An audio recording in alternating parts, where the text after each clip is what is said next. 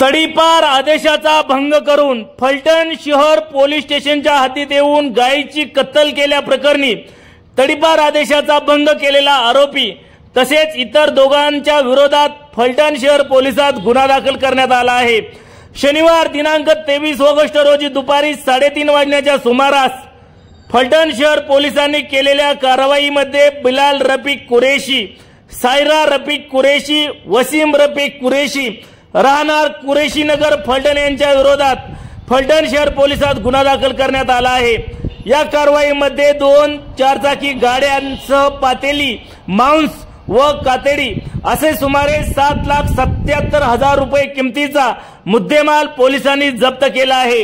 यामध्ये एका पांढऱ्या रंगाची स्कॉर्पिओ क्रमांक MH13 AC 2324 व छोटा हत्ती क्रमांक MH11 DD 5530 मधून गोवंशीय सदृश्य गायीची वाहतूक करून त्यांच्या घराच्या पहिल्या मजल्यावरती गोवंश सदृश्य गायीची कत्तल केली असल्याचे पोलिसांच्या फिर्यादीत म्हटले आहे।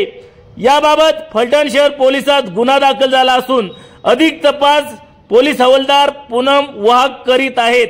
या कारवाईमध्ये फलटण शहर पोलीस ठाण्याचे सहाय्यक पोलीस निरीक्षक नितीन शिंदे, पोलीस उपनिरीक्षक सुरेश शिंदे, पोलीस हवालदार संदीप लोंढे, पूनम वाहक, माधवी बोडके, पूनम बोबडे, रुपाली भिशे, नितीन सजगणे, पोलीस शिपाई राजेंद्र टिके, काकासो करणे, अतुल बडे, सूरज परिहार, स्वप्नील खराडे यांनी सहभाग घेतला आहे।